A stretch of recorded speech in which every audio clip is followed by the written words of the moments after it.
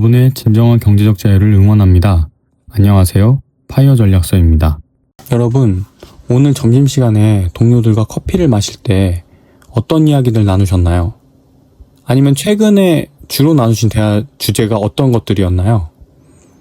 다양한 주제로 이야기를 나누시겠지만 요즘에는 투자가 워낙 핫하다 보니까 종종 누구는 코인으로 몇 천만 원 벌었다더라, 또 누구는 3배 레버리지에 주식을 몰빵을 해서 다음 달에 퇴사를 준비한다더라, 이런 이야기를 종종 나누시고 또 들려올 때가 있습니다. 그럴 때마다 보통 우리는 조용히 내 스마트폰에 있는 은행 앱을 열어서 월급 통장을 한번 봅니다. 벌써 조금 한숨이 좀 나죠.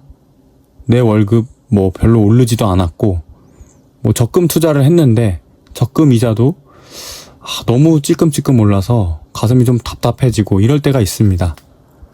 이럴 때 드는 생각이 나만 평생 회사에 갇혀서 늙어 죽는 거 아닌가 하는 약간 이런 소외감, 그리고 불안감이 좀 밀려오죠. 이 감정의 이름이 바로 조급함입니다. 오늘 저는 이 조급함이 여러분의 계좌에서 어떻게 나의 계좌를 완벽하게 망치고 있는지를 말씀드려 보려고 합니다.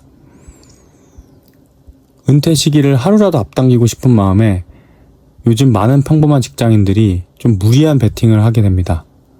영끌에서 부동산을 들어가거나 빚을 내서 변동성이 아주 극심한 테마주나 또 코인에 몰빵을 하기도 하죠.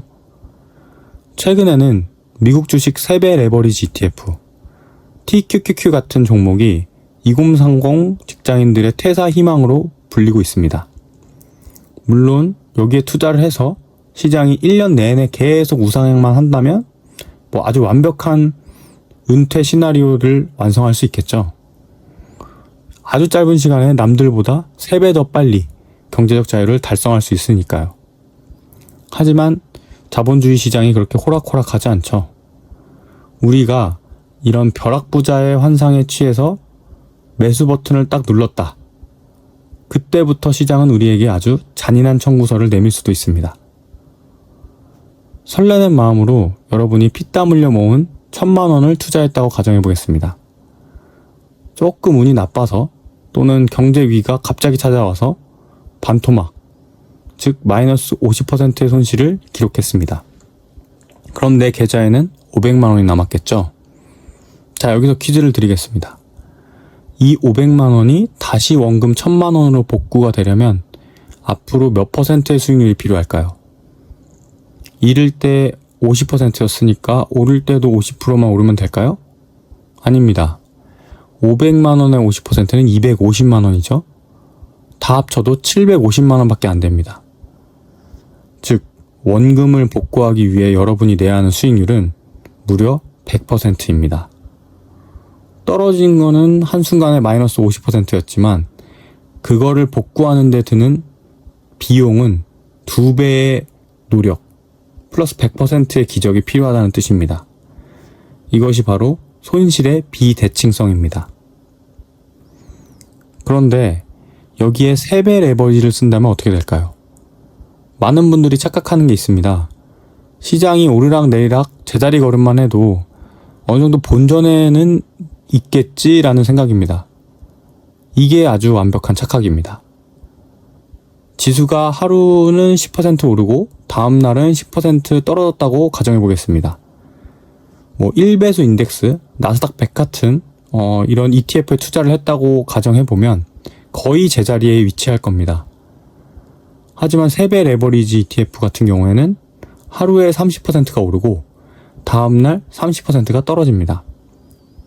이 과정이 몇 번만 반복돼도 계좌는 10%, 20%씩 계속 녹아내릴 겁니다. 이를 금융공학에서는 변동성 끌림 현상, volatility drag라고 부릅니다. 방향성 없이 출렁이기만 하는 횡보장에서는 들고 있는 것 자체만으로 계좌가 녹고 있다는 겁니다. 빨리 부자가 되려고 선택했던 이 3배 레버리지 ETF가 사실은 내 자산을 아주 빨리 태워버리는 용광로였던 겁니다. 그럼에도 불구하고 우리는 왜 자꾸 위험한 투자에 손을 대는 걸까요? 뇌과학적 관점에서 보면 단기적인 고수익이 우리 뇌에 엄청난 도파민을 분비시키기 때문입니다. 카지노에서 잭팟이 터졌을 때와 같은 동일한 자극입니다. 거기다가 SNS를 열면 세상 사람들이 다 쉽게 돈을 버는 것 같습니다. 나만 벼락거지가 된 것 같은 공포, 이른바 포모가 우리의 이성을 마비시킵니다. 결국 이런 조급함이 우리의 시야를 극단적으로 좁게 만드는 겁니다. 그래서 결국에는 10년 뒤에 확실한 10억보다 내일 당장 불확실한 1000만 원에 베팅을 하게 만듭니다.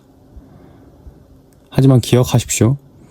투자에서 감정이 지배하는 순간 그 게임은 이미 진 게임입니다. 그렇다면 세계 최고의 투자자들, 워런 버핏 같은 상위 1%의 투자자들은 수십조 원을 굴리면서 어떻게 투자를 하게 될까요? 그들도 똑같이 3배 레버리지를 막 사고 그럴까요? 아닙니다. 버핏의 유명한 투자 원칙이 있죠. 제1원칙, 절대 돈을 잃지 마라. 제2원칙, 제1원칙을 절대 잊지 마라. 부자들은 엄청난 고수익을 쫓지 않습니다. 그들이 가장 두려워하는 것은 원금의 손실입니다. 앞서 말씀드린 마이너스 50%의 저주를 누구보다 잘 알고 있기 때문입니다. 그래서 그들은 자산의 30에서 40%를 수익률이 낮고 재미없는 채권이나 달러 같은 방어적 자산에 배분을 합니다. 시장이 폭락할 때 내 계좌를 지켜주는 방패를 반드시 들고 전쟁터에 나가는 겁니다. 그렇다면 평범한 직장인인 우리는 어떻게 해야 잃지 않으면서 경제적 자유를 달성할 수 있을까요?